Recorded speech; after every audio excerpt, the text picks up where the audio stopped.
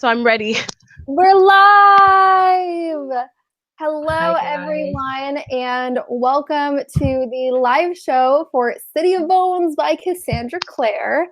I have some lovely guests here with me today, and we're going to be discussing this book, which I am super, super excited about. I just want to say quickly before introducing my lovely co-host for this live show, thank you guys so much for the support you've shown for this year-long read-along and for the Dreg Society Facebook group. If you were just tuning in because this came in on your subscription box, I am hosting a year-long read-along for the Shadowhunter Chronicles, and we're going to be having live shows about each individual book once or twice a month. And we also have a Facebook group called the Dreg Society where you can join and we just discuss Shadowhunters all day, and it is super, super fun. But I'm just so grateful for all of the support and enthusiasm you guys have shown, and I'm really, really grateful. So to start, we're going to go down the line. Everyone's going to introduce themselves because I know we have a few creators in here as well if you guys are looking for more book-related people to follow. And we will share some of our spoiler-free thoughts in case any of you have tuned in that haven't read City of Bones yet or haven't finished. But we are definitely going to quickly jump into some spoilery thoughts.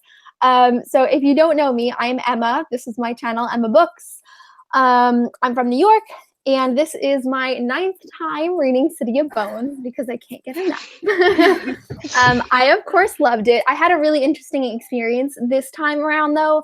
For the first however many pages, I wasn't enjoying it as much as I used to. And I was like, oh my God, am I not? Have I grown out of the Mortal Instruments series? I was having a total existential crisis. And then I got 20 pages in more. And I was like, oh my God, this is amazing. I'm so happy I'm rereading it. So it was definitely as amazing as always, despite that first little hitch. So Sydney, would you like to introduce yourself next? My name is Sydney, and my channel, I have a YouTube channel, it's Classic Squidney, and this is my second or third time reading City of Bones, and I loved it just as much this time, but it's weird because I haven't read it in quite a long time, and it's strange to see the difference that waiting that long to read a book makes. And so I love it just as much, but in a different way. I just see characters differently than you do at first. And I loved it. Tahira, you want to go next? Okay. Hi, everybody. My name is Tahira, and this is, I think, my 4th time reading City of Bones. I first read it when I was 13, and I lent it to a friend, and she lost it. So that was the last time I read it. So my birthday just passed, and my friend got me the 10th anniversary edition, and I was like, oh my gosh, I have to read it.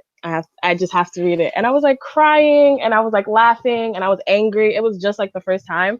And I guess everybody else, I thought I was going to feel a little differently about it, but it was amazing. And I'm so happy I have it. And the 10th anniversary edition is so beautiful. But yeah, I don't really have any to hear if anybody wants to add me. But yeah. Just as a quick note, I'll leave any public social media platforms of my lovely fellow co-hosts in the description of this video, so you guys can definitely go and follow them afterwards. So Robert, you want to go next? Yeah, I'm Rob. I'm from the UK, hence I have a different accent to everyone else. And this is my 4th time reading the book. And just a really kind of cute note, this is the first book I ever bought my boyfriend. And he's he's on book 3 now. So after this, oh my gosh, after this chat, I'm gonna speed him up because he needs to speed up. Wow, I wish I could get my boyfriend to read the Mortal Instruments. Same. Yeah, my thoughts. As a creative writer, because I do creative writing at uni at the moment, when you read Cassie's writing, you just think, how can a human come up with some of this stuff? Because it's just so beautiful. And I forgot that, it has been ages since my 3rd reread. So reading this again for the 4th time, you just kind of think, I understand that it was the language that really drew me into the story, and then all of the characters, and you just realize actually that Jace is just snarky on every single page of the book. He just doesn't let up at all. Like, something cute can happen, and then he's just got to say something just to kind of ruin it, and you just kind of feel sorry for Clary. So yeah, Absolutely. Yeah. And finally, Victoria. Hello. Yeah, my name is Victoria. I'm also a booktuber. My channel name is Inquillery, kind of like inquiry, but with quill. I thought it was cute. Now I kind of regret my life choices. I think it's cute. Thank you. I mostly talk about books and writing, or no, sorry, I do talk about books and writing, but mostly I compose music for books that I love. So I just finished this whole series on Throne of Glass, and I was trying to figure out what to do next. And then I thought, I have to do something for Cassandra Clare. And then Emma announced the next day this read-along, and I was like, it's fate! So yeah, that's why I'm kind of here, hoping to get inspired to create some more music. So if you like books and music together, then yeah, check me out, Inquillery. And this will be my 4th time reading it, I think. But it's been like 6 years since I read it. And Same. so, but I forgot, okay, I'm just gonna geek out. I forgot how fun it is. Like, the other ones get like quite sexy and dark, but like rereading this first one, it was kind of like rereading Harry Potter. Like, it's just so fun. Like, I don't know. Obviously there's some darkness and some really deep emotional stuff with the family and everything, but like the whole book is just like a fun adventure, and like so much snark, so much banter. It's just warms my heart. So yes, these are all of our lovely co-hosts. We're going to be talking about City of Bones, and for those of you, this is like the transition into the spoiler-filled section. So if you haven't read City of Bones and don't want to be spoiled, you might want to check back after you finish reading it. But just so you guys know, we are taking questions. So if you have any scenes you want us to discuss, any questions that you really want to get the ball rolling, you can totally use the live chat option next to the video that you're watching right now. So please feel free to send your questions, and we'll get through as many as we can. But to start it off, I want to ask you guys, what is your favorite part of City of Bones? Wow. Very difficult first question. Off the bat. I will say, I think my favorite part of City of Bones has always been the world. I was so intoxicated with the concept of Shadowhunters and Downworlders and just like all of these different mythical creatures that I loved for so long coming together into one story. And I love the world just so much, and I love how it expands more throughout the series. But I think definitely like the world building of City of Bones really, really brought me in. And also, of course, Jason Clary. I would say mine is probably like the characters' personalities, because in a lot of books they try to be a little too serious, I think. But in City of Bones, with Jace especially, his snarkiness just gets me every time. So it's just like seeing such depth to characters, but at the same time humor. I just love it, because sometimes books can be a little too serious, but City of Bones has like seriousness but then humor. It's so fun. Yeah. I think my favorite part of City of Bones is I like the dynamic between like using religion, but then not making it like so down your throat. And then I also like the fact that, you know, of course there's like heavily like Christian parts of it, but that doesn't necessarily mean that everybody is like religious, or like the part where Jason's explaining to Clary that like he doesn't really believe in angels, but like he kills demons. Like, I love the dynamic, because I think in a lot of books things are really like cookie cutter, like this happens and this and then this, but him like throwing that in, or even like Raphael in regards to him being a vampire, and then like his relationship with like Catholicism is like so interesting to me. But yeah. I completely agree with that point. I always loved like the little attributes that they made to different religions, but for it not being like super, super forceful. Right. I'd say that my favorite aspect of the book, I think it's definitely the way that it's so reminiscent in my mind of, I don't know if you've ever read The Lord of the Rings, because it is so reminiscent with that, but it's just so modernized, but so different. but are we definitely into spoilers at this Yeah, we're point? totally into Okay, cool. Let it all out. Because I think the bit that really got me into the series as a whole was the twist at the end. It was just, I think I read the whole book and loved it, and then that twist, and I had to get the second book. Like I had to persuade like my parents just to go out and buy me the second book, so I was not left on the cliffhanger. And then yeah. So yeah, that's definitely my favorite part. That's cool. Yeah. I think my favorite, this is really random, but like I did comment this into the Dreg Society. Like when Chairman Meow disappears and Magnus is still throwing him a birthday party.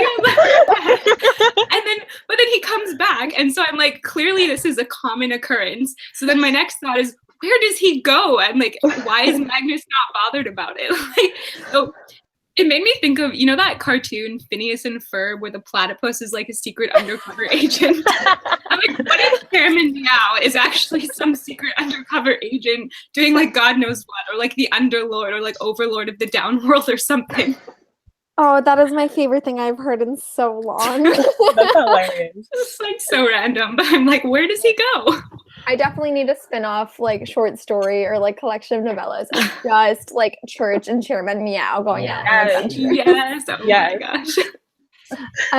So we have a great question, which I love this scene, and it's from Audrey Atkins, and she says, how do you feel about the part where Simon walked out to see Clary and Jace together? That part always infuriates me. Oh, wow. I love that part of the book so much because like Clary says in the book, like she'd completely forgotten about Simon. And like we do, like, you know, with all of the things going on with Jace, like Simon is just like not even a thing that is in your mind. And I feel like it just adds so much great tension to the book at that point with like Jace and Clary, like just like going at each other. Oh my God, it's so good. I love that scene so much. Yeah, it really puts, like, they really have their own world, Jace and Clary do. And it's just my personal opinion, but I don't really care for Simon that much. Like, I like his humor. He's really funny, but, like, I like Jace and Clary too much. So I'm like, just get out of the way. So, I don't know. I was, like, kind of okay with the scene. Any other thoughts? I think that's like one of my favorite scenes. Yeah, I love that scene, and I think they do it amazing in regards to like the movie and the book, because when I was reading, I find myself comparing it to like not only the movie but the show, now that I have the privilege of reading it like so many years later. And I love like Jace's vulnerability and how quick he like shut it off. And I was like, oh my gosh, like that was so like interesting to me, because it was one of the first times you got to see a different side of him. And then like him remembering her birthday and bringing her up to the garden, and then like you said, like when Simon came out, it was just like, damn, like we were having a moment. And he was just like offended, and I was like, but like they're so cute, like how could you be mad? No, but yeah, I like that Jace was like starting to open up, but you saw how like sensitive he really is, because he was just like, oh, that's okay, like it didn't really mean anything to me either. And I was like, oh my God. We would never both fit in the bed. So many good lines in City of Bones. It's ridiculous. So many lines. I think that my initial thought was like almost pity for Simon, because at that point, Clary didn't really know that he was in love with her. And then only like a few moments later, and when he kind of just comes out with it, and then you're just like, you can tell that she would take back everything that's literally just happened just to make him happy.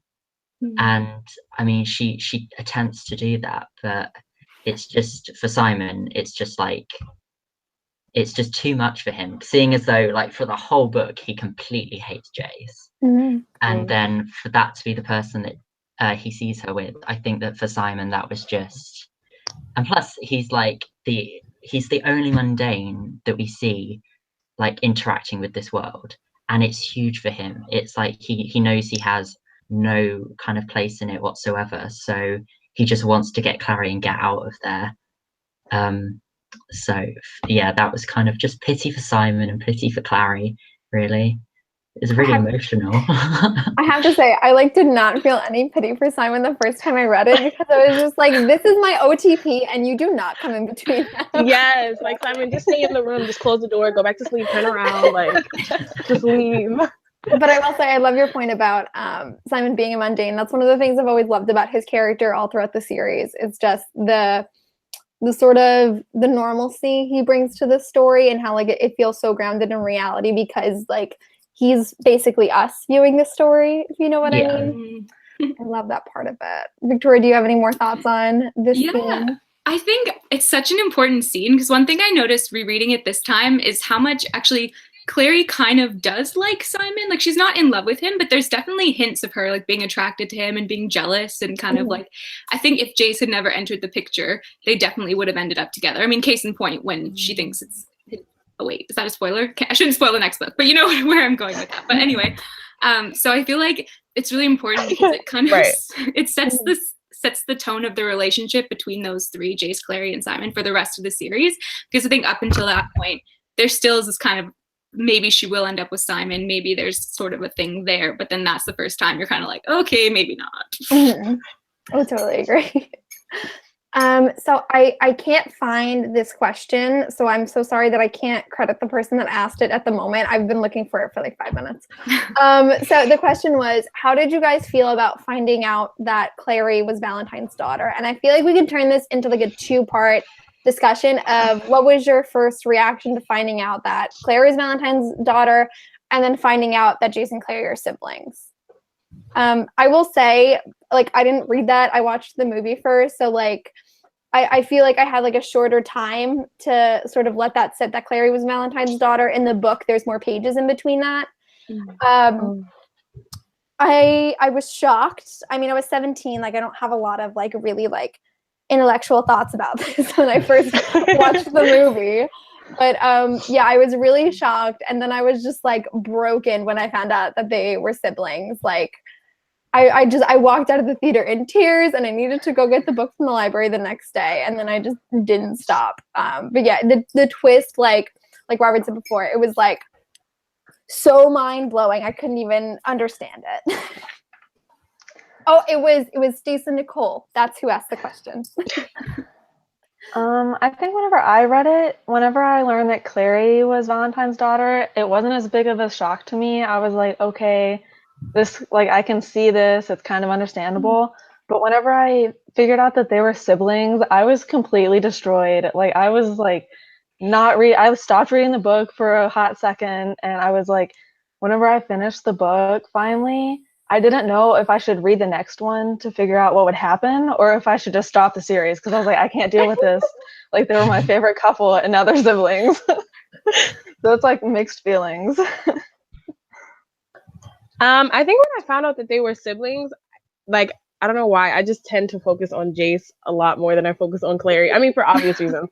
But I like that he's I like how obvious it is that the snarkiness and being an asshole is a front. I love that. So when I was reading about how he was so mad when she was trying to tell him the truth, she was he's Valentine's lying, he's just trying to play games with you, and he was just stop, Clary, be quiet, stop, I don't want to hear it. And I'm but she's just trying to help you. But it was really shocking, because I don't know, they're so different to me, and of course siblings are different, but I don't know, it just always felt wrong. Reading City of Ashes, I was just this is just unacceptable. I was just I just don't feel it.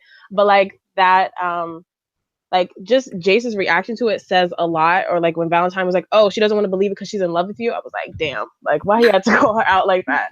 But that's when I really realized whoa, they love each other. This just completely destroyed their entire world.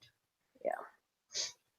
I think that for me, finding out that Valentine was Clary's father, that was I kind of saw that coming, just because they set up the fact that her father that Jocelyn created kind of wasn't her father. You were just like, I wonder who her father could be. Just like, so when that happened, I was kind of like, no, I expected that. It's a shock, obviously, for the character, and you feel it with Clare, but I kind of got that was going to happen. But oh my god, the moment you find out the brother and sister, I was just like, what? And you could like kind of imagine Cassie, but like behind her laptop just doing this. It's just like when she wrote it, I was just like, oh my gosh. But I think what I love about the twist in particular is, I think Cassie even said it during like an interview, it's like you see loads of forbidden love where it's forbidden for a really stupid reason.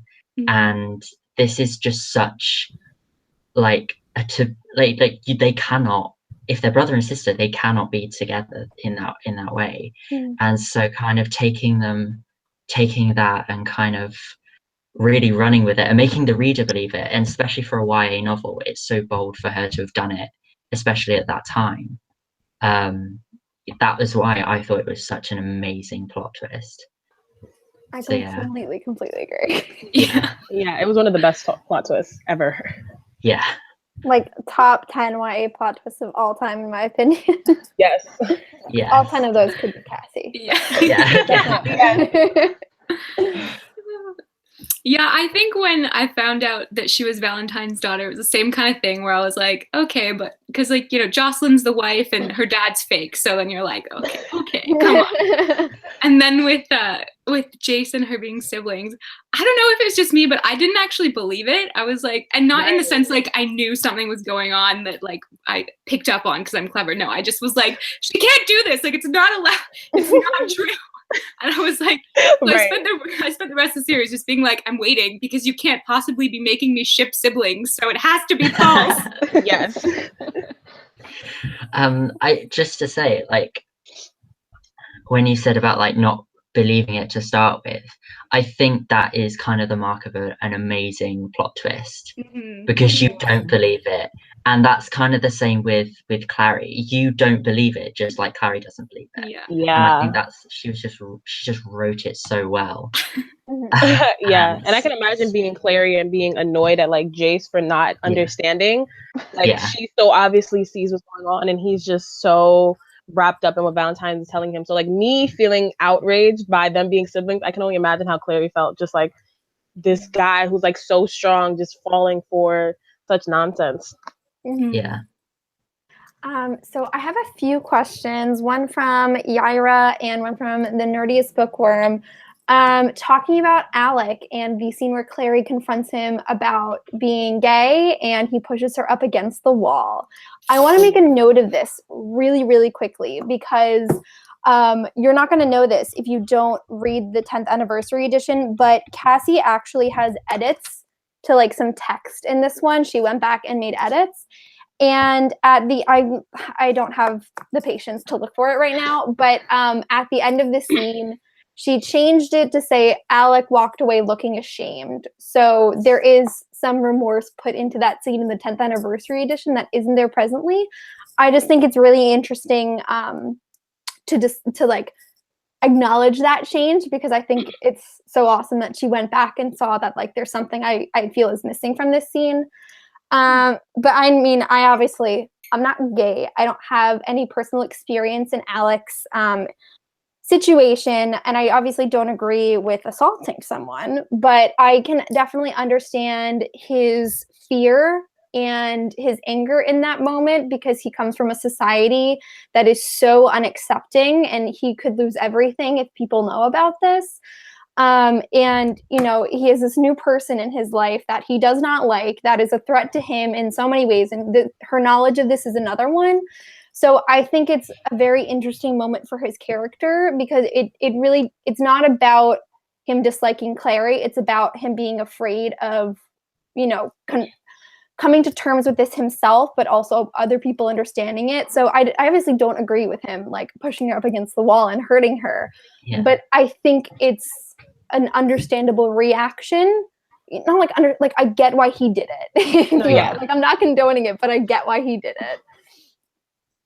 I think with Alec, you usually only see like a couple emotions. It's usually like kind of him hating Clary or just like disliking her, and kind of like you don't see too many emotions, especially not outbursts. So I like that scene because he did finally like show something, and instead of like towards her, you could kind of see it was towards himself. Like he wasn't actually, I don't think he was actually being angry towards her. He was just like, he didn't want to accept it.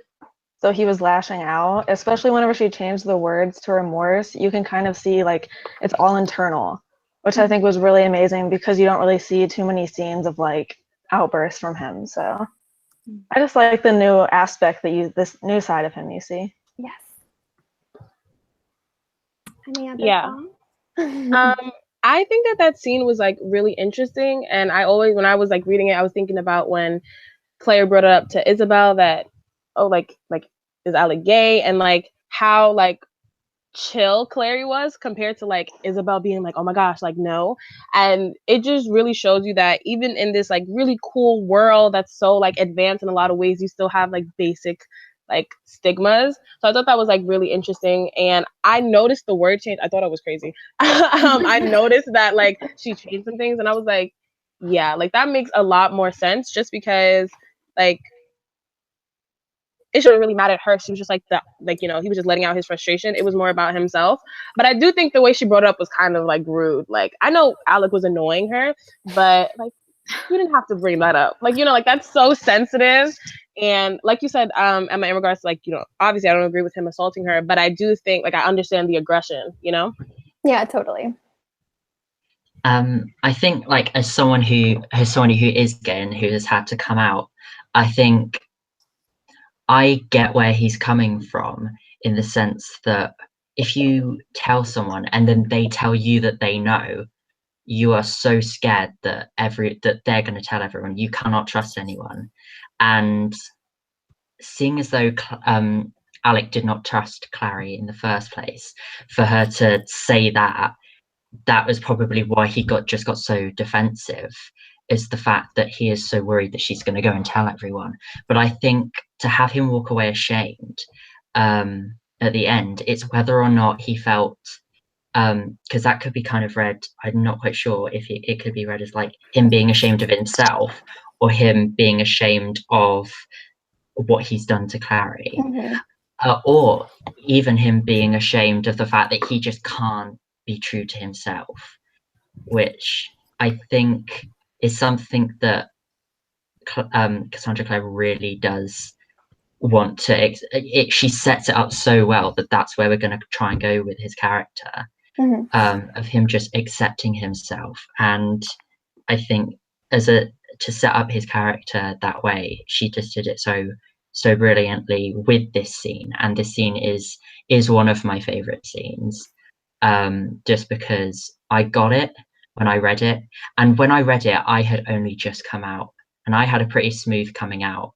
So to kind of understand kind of what some people were going through, like when Izzy talks to Clary about it, and she's like, yeah, but you can't tell anyone, like you just can't mention it, okay? Like and when she says it doesn't matter what I think about it, it matters what my parents think about it.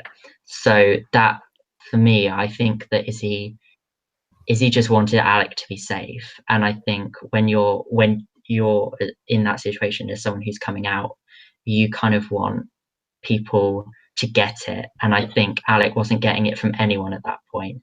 So he just needed to get his anger out, because he had so much anger in him. Yeah. I think the other thing too, like considering, what am I trying to say? I feel like people maybe read too much into the fact that he's assaulting her. Like, yes, he is, but also like they are warriors. So I feel like there's a whole different mentality of how you engage with the world. And like, because they're two people that we like and we support as characters, it seems more problematic, but the amount of times that they assault other people that are like the bad guys. So I don't know, I feel like an aggressive reaction has probably been trained into his brain from a young age. So he's more inclined to lash out than maybe us who don't do anything violent ever. And then the other element too, I think, is that like I noticed a few times when Jace is kind of violent towards Clary, like he'll grab her arm too hard so it hurts, or he shoves her away so she falls, especially in the beginning. So I feel like if we're going to start talking about like potentially problematic violence in friendships and relationships, like we can't just leave it with Alec in that moment of fear. There's a lot more going on. I love hearing all of your perspectives so much. This is so enlightening for me. I love it, because I never would have thought of some of these things. This is fantastic. We've gotten quite a few questions about Hodge, which I like forget that that's a huge part of this story, because there's so many more things that go on in this series. I know. You're just like, who's Hodge? Yeah. Right. But like Daisy Tyndall asked for feelings on Hodge betrayal. Mimi the Book Warrior asked us for what are your feelings on the Hodge betrayal. I will say another thing I was not expecting, it is like when you reread it, you can pick up the signs more with, you know, the secretive way that he's writing messages. And the, like, I remember I have a page flag in here where when, what is it? When Clary and Jason then bring back the cup, or like before they go out, Clary's like, how is Valentine going to, like, how are we going to give it to Valentine to get my mother back? And Hodge says that Hugo will find him. And I'm reading this and I'm like, why isn't that peculiar to Clary that like Hodge's bird knows where Valentine is, but none of the Shadowhunters can? So I like rereading it and being able to pick up on all of those points where there is foreshadowing in it. But I definitely, like, the first time I saw it in the theaters, I like was not expecting it whatsoever, because he seemed like such an innocent character and it was very unexpected for me. Yeah, I think it was pretty unexpected for me the first time, whereas you're right, the second time, it's like, how did Clary not see that this was going to happen? But the first time, I was so surprised, and at first, I think I was just so mad at him. I was like, how could you do that to these wonderful people who like have been so nice to you all the time? But then whenever I reread it the second time, I started to see his point to where he was just so scared and he just kind of wanted to like go home to Idris, and like I just saw more like fear in him, whereas the first time I think I was just so upset with him I didn't see it. So I still think it was like a terrible thing for him to do, but I do like kind of see where he's just like frightened. Yeah. I agree. I was really angry the first time I read it. But then like the second time I was like, come on, Clary, like the bird is gonna find Valentine, like what? But I think, I don't know, it kind of just bothered me that he so quickly was just like willing to like just drop down to his knees and do whatever Valentine wanted. And like the way that Valentine was talking to him throughout this interaction, like when he was getting the cup, like really bothered me, because like he's obviously like having a weak, vulnerable moment, and you're just like taking advantage of it, like just completely like ridiculous. And then like Claire is like locked in this box, and I know for her it was really upsetting to see, because it's like you're not like you're not even confident about giving him this cup. And once you get to Idris, what are you gonna do? Like, you're a traitor. Like, I don't really think he just figured it out. But I understand being like locked in and like wanting to express yourself, wanting to be, you know, just be in the world. Like, I get it. Like, I completely understand where he was coming from. But like when Valentine was saying like betraying like children, like that's like different. Like that's a different level, especially like you basically raised these kids. And Clary trusted him. I think she trusted him a lot initially meeting him. Like, she was one of the Shadowhunters that she really was comfortable with off the bat. So yeah. Yeah, I think that, yeah, it really did surprise me, because I just come off of it kind of reading Harry Potter, where obviously you've got the mentor character like Dumbledore, and that's what I assumed Hodge would be. And then that happens, and I'm like, he ain't no Dumbledore. Somebody put that on a t-shirt. I was just like, it just completely twisted kind of my thoughts on the kind of tropes of fantasy, because you got Clary, who's the hero, and then you have Jace, like the love interest, and Cassie kind of sets it up as the story that you think you know what's going to happen. You think you know what happens, and then she turns the love interest into a brother. She turns like the mentor into like the villain's sidekick turns the villain into the father, and it's I know we've seen that with Star Wars, but still, and I think that like all of those kind of changes, especially the one with Hodge, really kind of warps what you think when you think of fantasy. And now it seems so mainstream, but back then it was like so revolutionary to have someone who you see as the mentor, see as like the Dumbledore kind of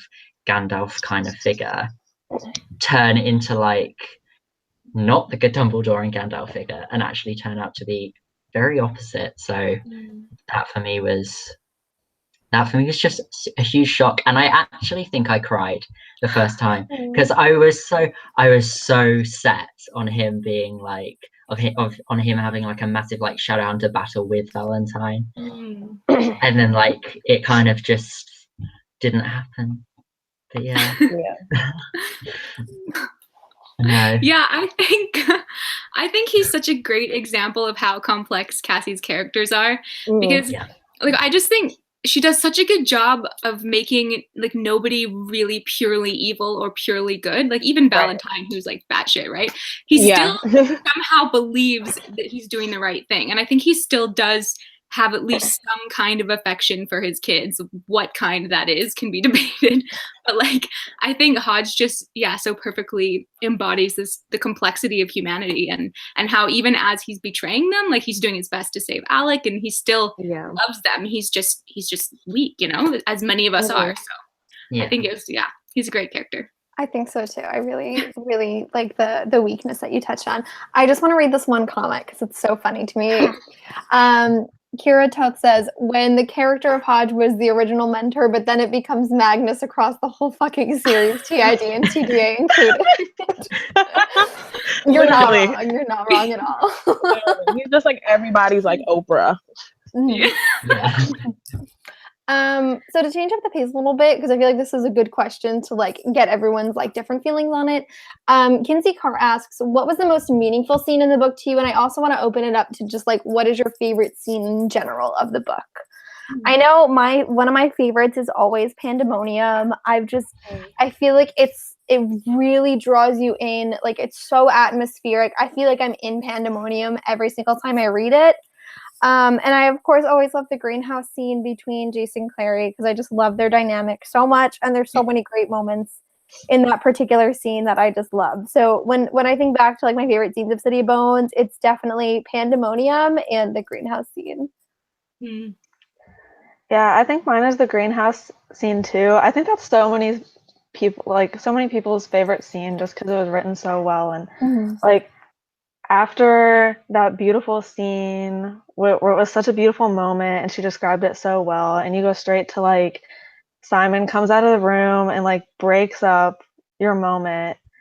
And I just love whenever his line where he was like, we would never both fit. And like the bed, that just cracked me up for so long. I was like, it's so true. Good. So good. So it was like, but you can see where he's just trying to hide his pain with humor, which is what he always tries to do throughout the book, except like toward the end when he just like breaks. But I just love that scene because your emotions, such a roller coaster, because you're just like so in love from the greenhouse scene straight to just like, oh my gosh, Simon ruined everything.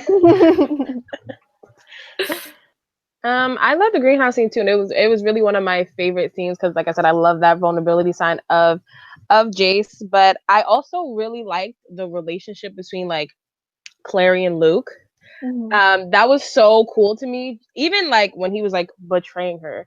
And in regards to like when they were in like his bookstore and like Pangborn walked in, I forgot the other guy's name, but like they walked in, like that scene, and like I remember it even in the movie was like that was like really like, I don't know, I just really liked it. I like that, like somebody else said, like Cassie's characters are always not really what you expect. So him like switching on her, and you get the sense that like Luke is this really confident, strong dude. So for him to like switch and be like, yeah, no, like I don't know her, like who were we talking about? Like that was so, I was like, oh my gosh, no, like no, Luke, no, you're supposed to defend her. Like, yeah, that was like really, really, really, really like just wild to me, because I know Clary like latched onto him as a father figure. Or even the scene where he was like fighting Pangborn and like her mom is just like laying there. It was like that was really crazy. That whole scene where they were like getting up to Valentine, that was really, really crazy. That fight between Luke and Valentine was absolutely ridiculous. I was like so emotional reading it. I'm like crying. And then I was also thinking about the scene where Luke was explaining to Clary his whole like life story. I was literally in tears, crying. It was like, I don't know how many pages it was, but I was just in tears. I love the way she wrote it. And I don't know, I loved how you saw how Valentine was human and he just got corrupted along the way, which happens a lot in real history. People have like, they start off with like normal ideas, quote unquote, and then it just, it just gets really out of control. Yeah, I think that my favorite scene, it's such a small scene, but for me it was just entirely sassy, and it was obviously a Magnus scene because it was sassy, but it was the scene where the guy with the vampire comes into the party, and then Magnus just like turns him away with magic, and I think it was the one time that Jace is actually like impressed, and so for me that was just like utterly insane. And I was just like, he was just like, just get out, and I'm going to use magic to get you out, because that's just how sassy I am. So yeah, that was amazing. But I think any scene with Magnus is perfection. Yeah, it's just my favorite scene. He's my favorite character. So yeah, definitely that scene. I think I like when, kind of what we talked about earlier, when Jace is explaining to Clary that Valentine is his father and it's all going to be okay and like just trust him, and she's like, you're insane, he's crazy. Yeah. Because I just love like how fragile Jace is there, because I feel like you see the trope a lot in fantasy of this like really tough exterior who's really just like hurting on the inside. But I think what Cassie does so well is in attaching it to sort of a familial context, it makes it feel more real, and Jace becomes the boy that he really is, because he's what, like 17 in this one? Mm-hmm. Yeah. So, like he seems adult in many ways, and he's lived a lot, and they kill demons for a living. So like obviously they're very grown up, but then just his desperate desire to have his father back and his family be together, like the fact that he's willing to overlook just the complete horrendous state of his family just to keep it together, I think really just it speaks into a lot of kind of abusive situations, I think, in terms of like how people are not necessarily willing to leave because it's the idea that they desperately want, because I think everyone does want a family deep down. I love what you said, because it immediately made me think of this one paragraph in that scene where Valentine's like, come with me, we'll all be a family. And Clary in her head is like, sure, that sounds like a great plan. Your comatose wife, your daughter who hates you, not to mention the fact that your sibling, like your two children might be in love with each other. It's like, right. Yeah, Merry like, Christmas. wow, this is really messed up. Right, yeah, like it's like imagine modern that Christmas card. Mm-hmm. Yeah. There's so many good questions in the chat. I hope we get to all of them. There's so many good ones. Somebody just commented, Magnus Bane is the Beyonce of the down world. Yes. Did you see that? Entirely correct. Ilson Leon says, what do you guys think about Jason Clary's first kiss? Did you find it too fast or just right? And I have to say, like, a lot of people say that City of Bones is like super insta-love. And the more I reread it, the less I feel that way. I mean, literally the first time they say the word love is that paragraph I just mentioned. And like every time I read it, I'm like, Clary, it's not love. Like, calm down.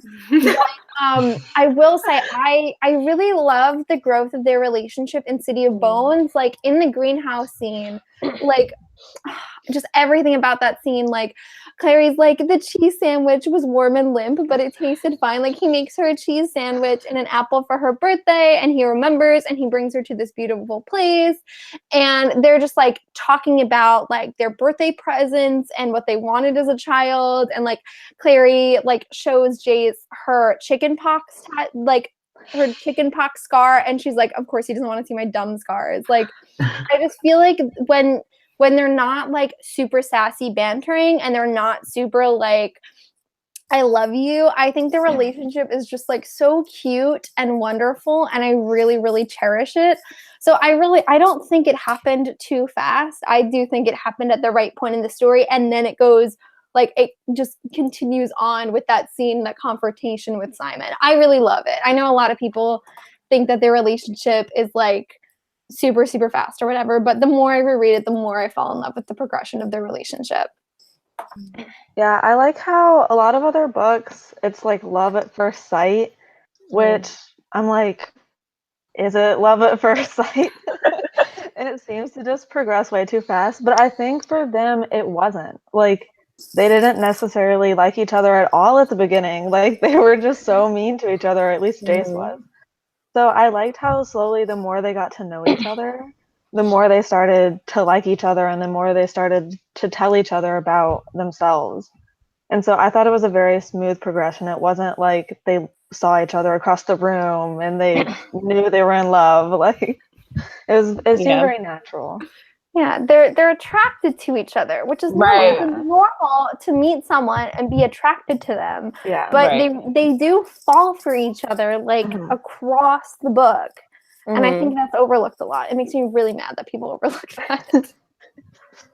No, yeah, I think their first kiss, and we keep talking about this greenhouse scene, but it was so like powerful and in so many different ways. Like, just the way, like, Emma, you were saying about how they were talking about like their birthday, what they got for their birthdays. Like, that moment was so like, they were just like young kids that like liked each other. And I think in this like world of like killing demons, and her mom got kidnapped, and she doesn't know this yet, but her dad is crazy. Like, it was like one of those moments where they can like just be Jace and Clary. And I think without, like, if that scene didn't happen where like with Valentine, like the cup, I feel like their relationship would have just like we would have seen more of how it goes from the greenhouse, like, I don't want to show him my chickenpox scar, to, oh my gosh, I think your kids are in love with each other. I think just in the midst of like the fighting and then like people dying, like, it was just really hard to see that. But I think it was one of those situations where it's like, okay, well, I might lose him, and she was just like, no, yeah, I love him. Yeah, like that. I feel like that was the light bulb for her. Wasn't necessarily like in love, like forever type of love. I don't know, but I think it was definitely like, she definitely has very strong feelings for him, and I think he has. I don't know. I feel like he definitely loves her more than she loves him. That's just me. I feel it way more from Jace than I do from Clary, and I just think, I don't know, maybe Clary doesn't really know how to give that type of love. I think based off of the fact that her mom was like her only real person there, and even that love was kind of weird because her mom has been lying to her whole life. I don't know, but I think it was definitely a smooth progression. I think it made sense if you think about it, and in this world, like, how often is it that people find love anyway and then find out that's their brother? But yeah.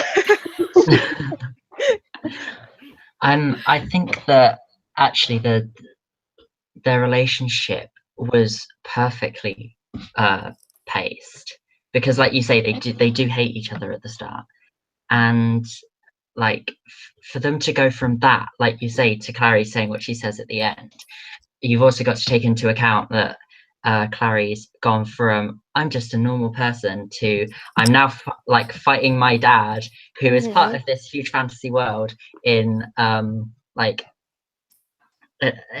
some in this heightened place, and I didn't even know he was my dad. Like, so she's gone through so much, and also Jace is the person that brings her into that world, and she has to almost latch on to someone because she knows that she's part of it.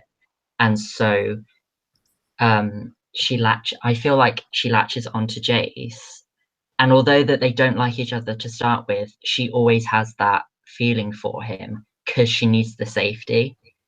And I think Jace really does provide that safety, even though it's one of the most unsafe situations she could ever be in. Whatever safety there is, he definitely gives it to her. And I think that's what I feel about the greenhouse scene. It's just such a safe scene. She's safe there, and it slows down everything that's just happened, and then they kiss, and then, like you say, it just speeds it all back up again. And there's even like the quote that Jace says, like, how swiftly you dismiss our love. Like, everything just happens so quickly. it just like, and then suddenly you're at the end of the book and you're like their brother and sister, and this greenhouse scene literally seems like it's just happened. So kind of that's how I felt. Yeah, I agree with what all of you have said, and like teenagers are on the whole just really horny. Like, sorry. Yes. You know, like it's not like Clary's off being like, I'll do anything for you. She's just like, and he's cute, and I gotta find my mom. Like, her motivation is still find my mom. It's not live forever with this boy I just met. So, right. Like, just like, he's cute, I'm cute, we're cute together. Even, right, it's a big house. Yeah, exactly. So it seems pretty normal to me. And like, like you were saying, they don't really say like, I love you. They kind of have the idea at the end that I might be in love, but it's still like the idea that you might be is very different from I do. So I think it's fine. So my chat is frozen, so for some reason I can't scroll into them. But another question that we got was on sort of just like on all of the different character dynamics. Like I want to open it up because I don't want us to just like have to focus on like one certain set of characters. The one that interested me in it was between Isabel and Simon, but like we could really, I mean, we've kind of talked about like Clary, Jason, Clary, and Alec, but we could open it up to like Luke and Clary, to anyone. I just want to say on Isabel and Simon, like I feel like I've always really liked their relationship from the start, because although Simon is like, I was only like paying attention to her because I wanted to make you jealous, and Isabel, or I mean, I feel like Isabel doesn't even really say it, but Jace says it, where it's like, oh, Isabel is just with him until he gets bored, or like Isabel will stop over his heart with high-heeled boots. But I feel like all through the story, like it's not like false. Like there's still like something underneath all of their actions. Like with Isabel, she's a little drunk in the scene, but like when she discovers that Simon's a rat, like she's super distressed and she feels guilty, and like she fears for him, this mundane that she's just met. And so I feel like although like nothing really happens between them in City of Bones, and all the other characters kind of just like play it off as nothing serious, I feel like there is something like underlying under all of their actions that I can really appreciate rereading the story. Yeah, I always liked their relationship, though I do think that they were denying like their like he was saying, oh, I was just doing it for you, Clary, but I'm like, I don't think you were. Like, were you? And then with Isabel, even though everything Jay said about her, she never acted that way around him. She was never like, it didn't really seem like she was using him as much as Jace was making it sound. But I do think they were both just denying like that they felt some attraction toward each other. I never really paid much attention to Isabel and Simon's relationship, just because I feel like from the jump, I knew they were always just going to be better as friends. Like I just got that vibe from them. But I mean, if they were in a relationship, I feel like it could work. Maybe if Simon like got a little bit more confidence. But I see everybody's favorite couple is Malik. Everybody loves Magnus and Alec. Everybody loves them. We love them. They're adorable. What I realized reading this, and then like after so many years of not reading it, and then just knowing from the movie and the show, like their relationship doesn't progress as fast in the book as they make it seem in like the show and the movie. Like in the show, you feel like, okay, like they're completely in a committed relationship by the end of the book. And I'm like, they've said like one word to each other this entire story. Like, I don't understand. I don't know. And I feel like reading this rather than like focusing more on like the show, because the show is really different. And even the movie, like you get that really sweet, like apprehensive, like Alec and Magnus don't know how much they really want to like fall for each other. I think it like I was just like reading, I'm like they spoke like once, like what? I was like, and in the other portrayals you feel like, oh, like they're about to get married in like a year, like what? But I really do love their relationship. And I know a lot of people like everybody wants more Malik, but I think it was healthy in regards to City of Bones, how much was in there, like just showing you already feel the suspense in regards to 4 City of Ashes, because it's like, oh, like Magnus healed Alec, like interesting. I didn't know, like why would he do that? He's the High Warlock of Brooklyn. It's a healthy suspense, and I feel like I'm super, the little spin-off novels. But yeah, I love Alec. I think they're really cute. Yeah, I think that with Simon and Izzy, I think that that Izzy isn't serious about him really to start with.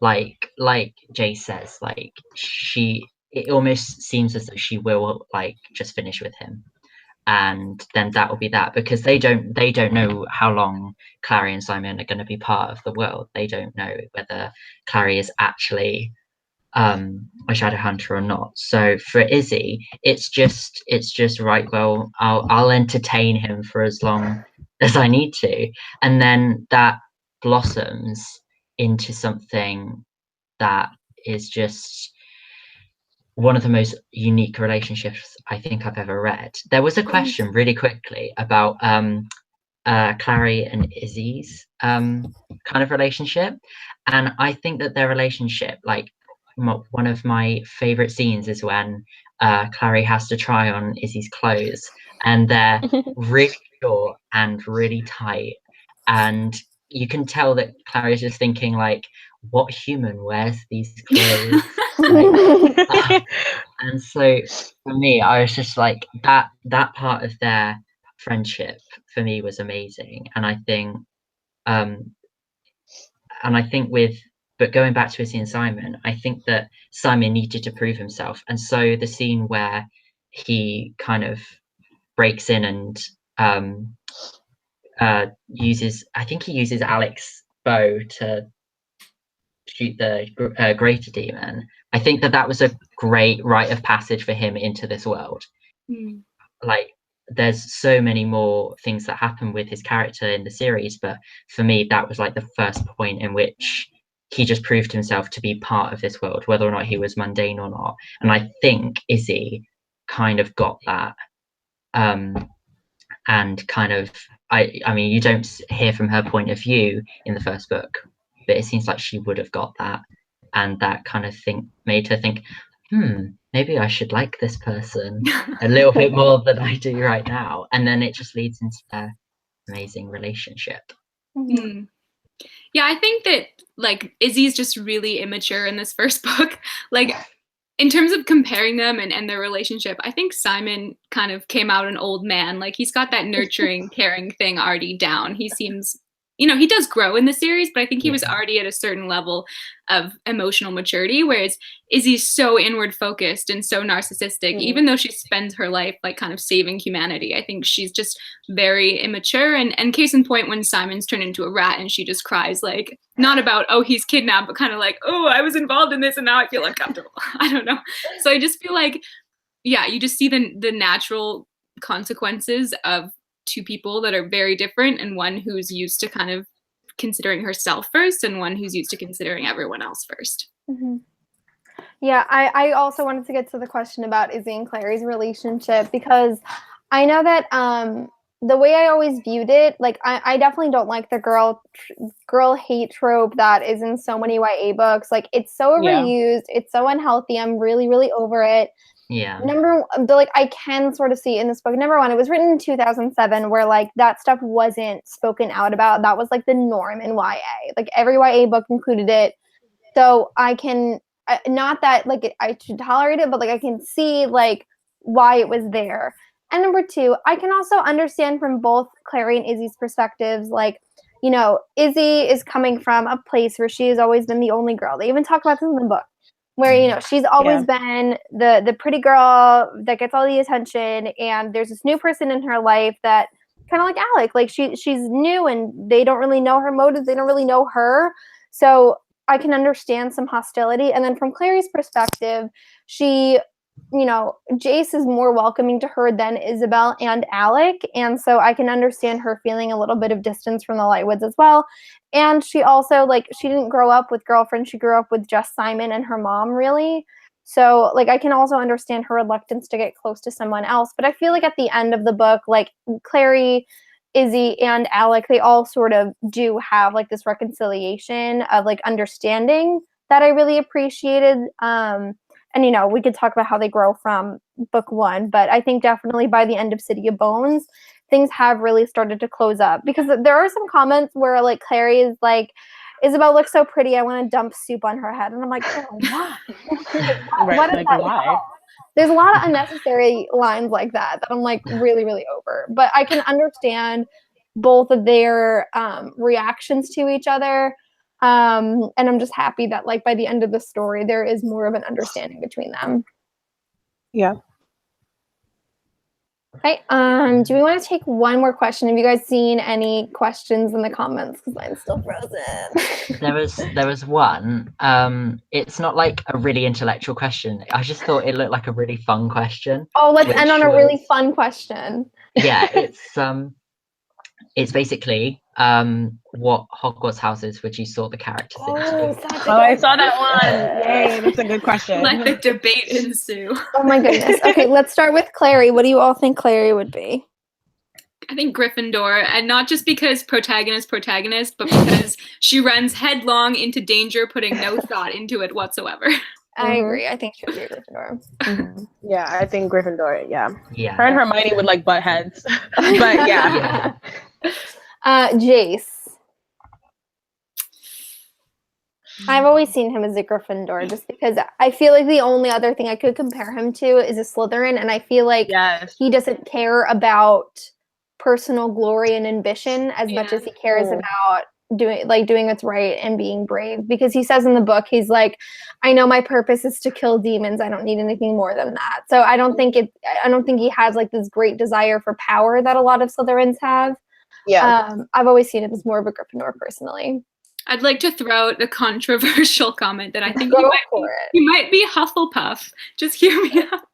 Because I want to know your reasoning. Everybody hates Hufflepuff, but Hufflepuff is the house of people that are kind and loving. And yes, Jace has this front which makes you think maybe he's Slytherin, but I feel like deep down, you said his motivation is to kill demons, but actually I think his primary motivation is for the stability of family, and whether that's like with parents or with Clary, like he just wants a strong connection with another human. And so I feel like he would be a Hufflepuff if he hadn't been so broken by Valentine. I can see that. I feel like deep down his soul is so gentle and kind, and it's really just years of abuse that have turned him into this. Any other thoughts on Jace?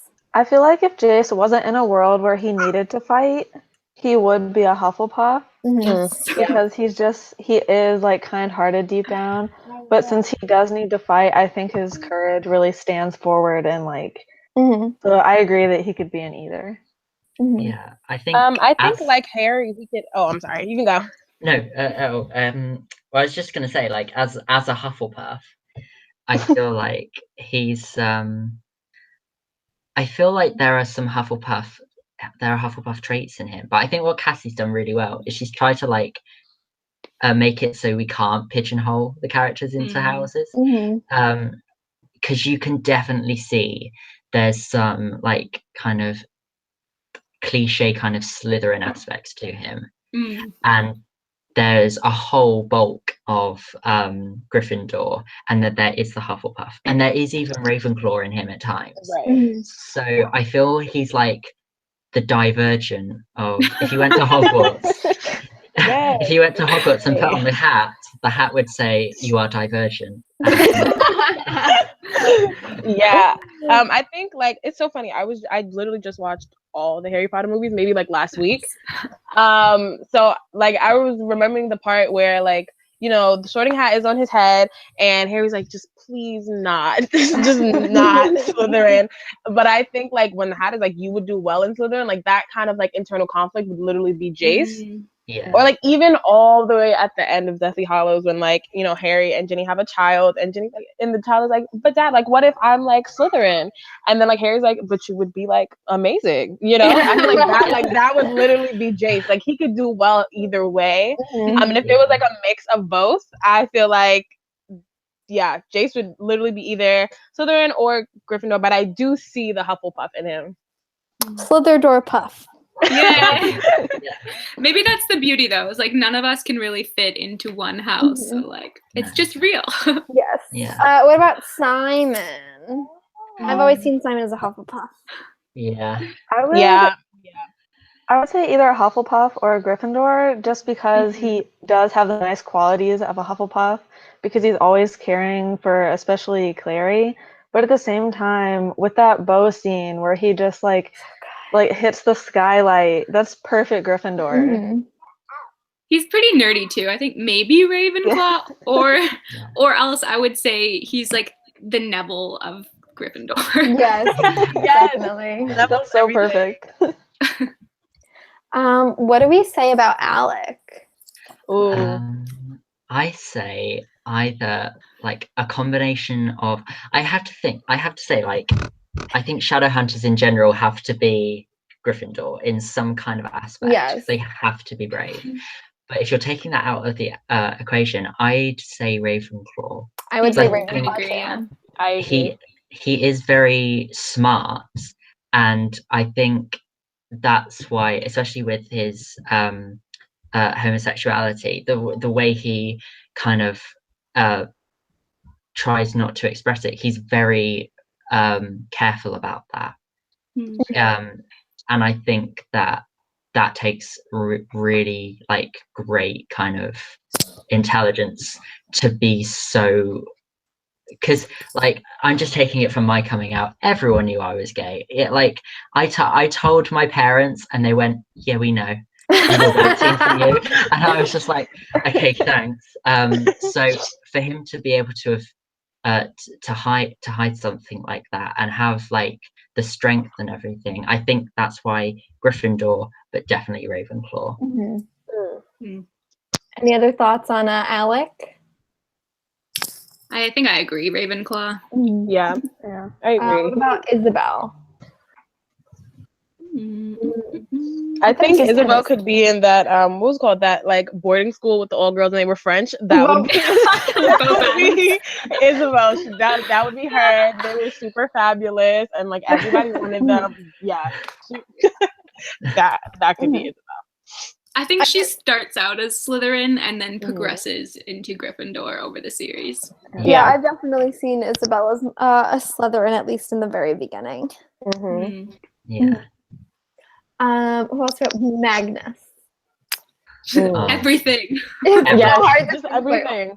I feel like I would go with Magnus as a Ravenclaw. Yes. He's so wise. He's so wise, and I love it. Ravenclaws attract as well, so. Yeah. Any other characters? I think it's very clear that Valentine would be a Slytherin. Right. Yes. I don't think there's another one there. Yeah, there's no other option for him. Maybe when he was younger, he could have been a Gryffindor, like super young, like before he wanted to like kill Downworld, like when the point was, oh, there needs to be more Shadowhunters. Just maybe he could have been like Gryffindor, but he like quickly went into Slytherin. It like went downhill really fast. Yeah. I feel like Ravenclaw a bit too, because in order to like achieve the goals that he has, he's had to learn like a lot of history and like pull different pieces together and figure out how everything came to be. So I feel like he could be that as well. Totally. And I guess the only other real characters would be like Luke and Jocelyn. I feel like Luke is a Hufflepuff. He's also so Gryffindor. Yeah. He's a Gryffindor. I feel like Jocelyn would probably be, I want to say Hufflepuff, because she's loyal almost to herself, in the sense that she tries to keep Clary away as fast as possible, and she is protecting her in her own way. So that's why I'd say like Hufflepuff, but for some reason I feel Slytherin. Yes, me too. I feel Slytherin too. She's just so ruthless. She could really be amazing in Slytherin. Like I guess when you consider maybe not necessarily the ambition aspect of Slytherin, because she doesn't really desire for more than what she has, but definitely the cunning, where like she will do anything to get what she desires, and I find that really admirable. So maybe that's why I've always seen Jocelyn as a Slytherin. I feel like she's a Slytherin with moralistic goals. Yes. Yeah. Definitely. She's like a Snape Slytherin, where he was like, he has his own reasons for being Slytherin, but like just being like really bright and like amazing, and then like using Slytherin to their advantage, rather than like being so immersed in like the Slytherin life and like just them being like sometimes horrible. But I totally agree. So I think that really concludes this live show. So thank you so much to Sydney, Tahira, Rob, and Victoria for being a part of this live show with me. I have had so much fun discussing this amazing book with you, and of course for the rest of you who have been watching and commenting in each chat. It has just been such a great night for discussion of City of Bones. So thank you so much for watching and participating. The next book we will be reading is, of course, City of Ashes. I will be announcing that live show again closer to the date of the live show. If you would like to participate in the City of Ashes live show, definitely join the Drug Society Facebook group, and we'll be discussing these books all month long there. I can't remember off the top of my head when about the City of Ashes live show is supposed to be. Sometime near the end of February, I believe, potentially. Oh, wait, I have it right here. So the last week of City of Ashes is supposed to be the 17th, so I'll probably do it sometime the week after, just to give you guys a general idea. But again, thank you guys so much for watching and participating. I will leave all of the links to these lovely co-hosts in the description once this live show is re-uploaded. So thank you guys so much for watching, and I will see you again very, very soon. Thanks for having us, Emma. Thank you so much for participating. It has been so much fun. But yes, we're going to sign off, but I will definitely talk to you guys very soon. Bye. Bye. Bye.